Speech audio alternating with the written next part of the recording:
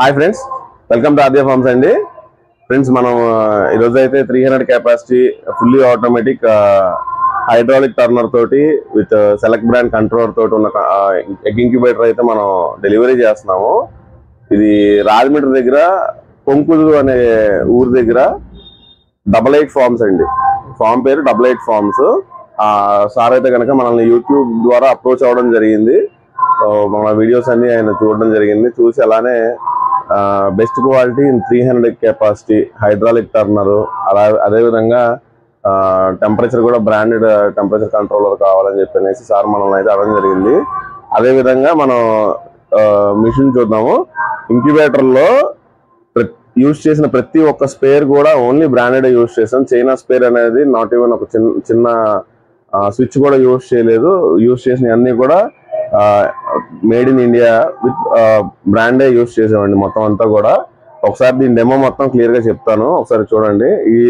ఈ ఇంక్యుబేటర్ కి సంబంధించి డెమో ఇదివరకు వీడియోలో కూడా మనదైతే ఉంది. అయితే మీకు కొత్తగా చూసేవాళ్ళు కొంతమంది ఉంటారు కాబట్టి వాళ్ళ కోసం అని చెప్పి మళ్ళీ నేను మీకు డెమో అనేది పూర్తిగా చెప్తాను. ఒకసారి క్లియర్ గా ఫాలో అవ్వండి. వీడియోలోకి వెళ్లే ముందు చిన్న ఇన్ఫర్మేషన్ ఏంటంటే, చాలా మంది కోడిగుడ్లు స్టోరేజ్ ఎక్కడ చేయాలా, ఎలా చేయాలా అని తెలియక చాలా వరకు ఇబ్బంది పడుతున్నారండి. మనం పొదగేసుకోవాలి అనుకున్నటువంటి కోడిగుడ్డు ఏదైతే ఉంటుందో అది ఖచ్చితంగా దాన్ని నిల్వ ఉంచాల్సిన టెంపరేచర్ మినిమం తక్కువలో తక్కువ 18 డిగ్రీల సెల్సియస్ లోనే మనం స్టోర్ చేయాలి. 15 నుంచి 18 డిగ్రీలు అంటే మనకి ఫ్రిడ్జ్ లోనే అది కుదురుతుంది అనమాట. చాలా వరకు ఏం చేస్తున్నారంటే ఒక ట్రేలో తీసుకుని వెళ్ళి దాయటము, లేదనంటే ఉప్పులో పెడుతున్నాము అని చెప్పేసి అంటున్నారు. ఇప్పుడున్నటువంటి ఉష్ణోగ్రతకైతే గుడ్డు అది నిల్వ ఉండదండి. అలా స్టోర్ చేసుకుంటే గుడ్డు పాడైపోవడానికి 100% ఛాన్సెస్ ఎక్కువ ఉన్నాయి. అదే విధంగా మీకు మంచి హ్యాచబిలిటీ రావాలన్నా కూడా కోడి గుడ్డు పెట్టిన తర్వాత మరుక్షణం మీరు దాన్ని కుదిరినంత త్వరగా తీసుకొని ఫ్రిడ్జ్ లో స్టోర్ చేసుకోండి. అలా ఉంటే కనుక మీ హ్యాచబిలిటీ బాగుంటది. అదే విధంగా ఎన్ని రోజులకి పొరగ చేసుకోవాలని కూడా చాలా మంది ఎంక్వైరీ చేసే వాళ్ళు అడుగుతున్నారు. అదే విధంగా ఇంక్యుబేటర్ కొనే వాళ్ళు కూడా అడగడం జరుగుతుంది. సో వాళ్ళందరికీ కూడా ఒకటే చెప్తున్నానండి, 5 రోజుల నుంచి వారం రోజుల లోపు మీ దగ్గర ఎన్ని గుడ్లు అయితే వస్తాయి అన్ని గుడ్లు మీరు బ్యాచ్ కింద ఫామ్ చేసుకొని మిషన్ లో ఎక్కించేసుకోవడం చాలా ఉత్తమం అండి. బ్యాచ్ రిజల్ట్ బాగుంటది. మీకు రోజులు పెరిగే కొద్దీ ఏమవుతుందంటే మునుపటి ఫస్ట్ పెట్టిన గుడ్లు అనే వాటికి ఏంటంటే దాంట్లో ఉన్న పిల్ల వచ్చేటువంటి సాంద్రత ఏదైతే ఉందో అది తగ్గిపోతా వస్తుంది అనమాట. సో అలాంటి పొరపాట్లు చేయమాకండి ఫ్రెండ్స్, ఓకేనా? అంటే నేను ప్రాక్టికల్ గా చెప్తున్నాను. కొంతమంది ఏంటంటే ఏదో తోటోళ్ళు ఎప్పుడో చేశారో, లేదా నేను అంతకుముందు చేశాను, నేను నా చిన్నతనంలో ఏంటంటే గుడ్లు ఫ్రిడ్జ్ లో పెట్టేవాళ్ళం కాదు. సో అప్పుడున్న ఉష్ణోగ్రతకి ఇప్పుడున్న ఉష్ణోగ్రతకి చాలా తేడా ఉంది. అదే విధంగా కోళ్ళకు మనం మేపే మేతలో కూడా పెస్టిసైడ్స్ యూజ్ చేయడం జరుగుతుంది. అదే విధంగా దాని ఎఫెక్ట్ కూడా ఏంటంటే పెట్ట నుంచి వచ్చే గుడ్డు మీద ఆధారపడి ఉంటది అనమాట. సో అవన్నీ కూడా మనం దీన్ని దృష్టిలో పెట్టుకోవాల్సి వస్తుంది, ఓకేనండి? ఖచ్చితంగా మీరైతే దృష్టిలో ఉంచుకొని దాన్ని బట్టి మీరు ఎగ్స్ అనేది నిల్వ ఉంచుకుంటే బాగుంటుందని నా అభిప్రాయం ఫ్రెండ్స్, ఓకేనా? సో మిషన్ లోకి వీడియోకి వెళ్దాం ఒకసారి.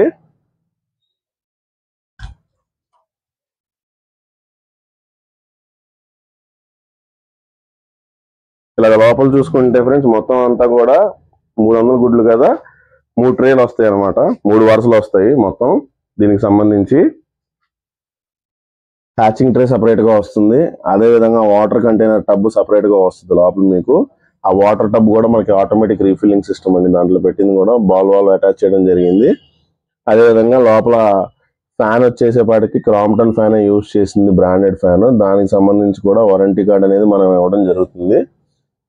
ప్యానల్ లో చూసుకున్నట్లయితే కనుక మన branding Aadya farm incubators manufacturing since 2019 thermocol incubators నుంచి స్టార్టింగ్ అనమాట. మనకి హై ఎండ్ వచ్చేపాటికి 5000 కెపాసిటీ దాకా మనం మ్యానుఫ్యాక్చర్ చేస్తున్నాము. దీంట్లో దేనికి సంబంధించి దానికి ఇండికేటర్ సపరేట్ గా ఇవ్వడం జరిగింది. లైట్ కి, ఫ్యాన్ కి, హీటర్ కి, హ్యూమిడిటీకి, అదేవిధంగా manual, auto, up down. So ఇలా ఇవ్వడం జరిగింది ఫ్రెండ్స్. ఇది వచ్చేపాటికి టెంపరేచర్ ఎగ్జాస్ట్ చేయడానికి, టెంపరేచర్ ఓవర్ అయినప్పుడు టెంపరేచర్ ఎగ్జాస్ట్ చేయడానికి ఉపయోగపడుతుంది. అదేవిధంగా ప్రతిసారి చెప్తున్న డిస్క్లైమర్ మళ్ళీ చెప్తున్నాను, ఆన్లైన్లో వచ్చేటువంటి ధర తక్కువ అని వచ్చే అడ్వర్టైజ్మెంట్ వీడియోస్కి సంబంధించి ఇంక్యుబేటర్స్ పరంగా లేదా కోల్డ్స్ పరంగా క్వాలిటీ ఉన్న కోడిని తక్కువ రేటుకి, అదే విధంగా క్వాలిటీ ఉన్న ఇంక్యుబేటర్ని తక్కువ రేటుకి ఎవరు ఏ తయారీదారుడు ఇవ్వలేరండి. సో మీరు అది ఒకసారి మరలా గ్రహించాలి. మీరు ఎక్కడన్నా మీరు కొనుగోలు చేయాలనుకుంటే కనుక ఖచ్చితంగా మీరు అక్కడికి డోర్ స్టెప్ దగ్గరికి వెళ్ళి చూసుకొని వాళ్ళు డెలివరీలు జెన్యూన్ గా ఉన్నాయా, తయారీలు జెన్యూన్ గా ఉన్నాయా లేదా అనేది చూసుకొని ఆ తర్వాత మీరు ఒక ముందడు చేయడం అనేది మంచిదని నా అభిప్రాయం ఫ్రెండ్స్. ఓకేనా? పవర్ వచ్చేసింది, ఒకసారి వీడియో కూడా చూద్దాం మనము. సామ్యాజ కంట్రోలర్ చూసుకోవచ్చు, సెలెక్ట్ బ్రాండ్ది.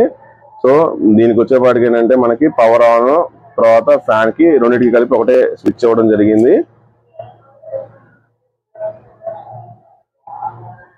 ఇప్పుడు లోపల ఉన్నటువంటి టెంపరేచర్ 29.5, అదేవిధంగా హ్యూమిడిటీ చూసుకుంటే 78.9 ఉందండి.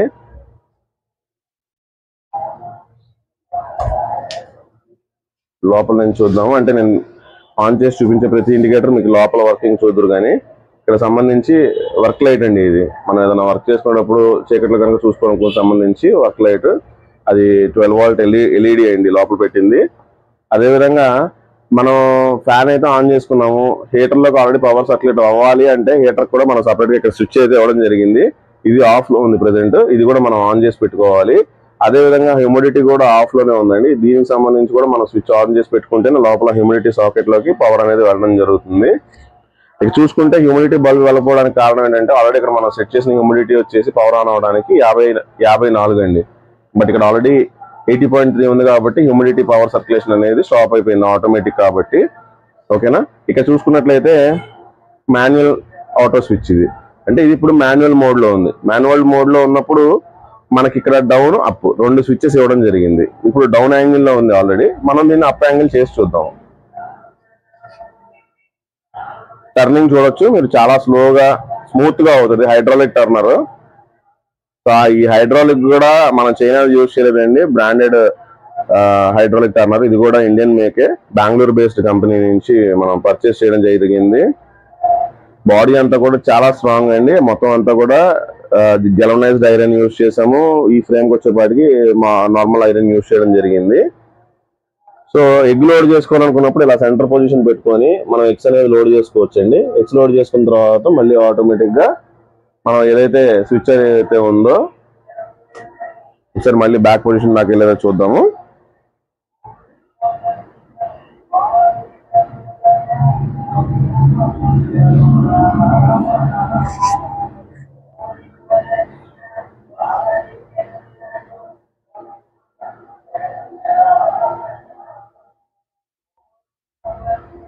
సో టర్నింగ్ అయితే కనుక బ్యాక్ వెళ్ళిపోయింది, అది పొజిషన్ ఆగిపోతుంది. 45 degrees యాంగిల్ టర్నింగ్ అండి, వెరీ స్మూత్ టర్నింగ్ ఇది మొత్తం అంతా కూడా.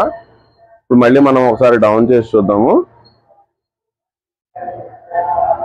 డౌన్ అంటే సెంటర్కి వచ్చిన తర్వాత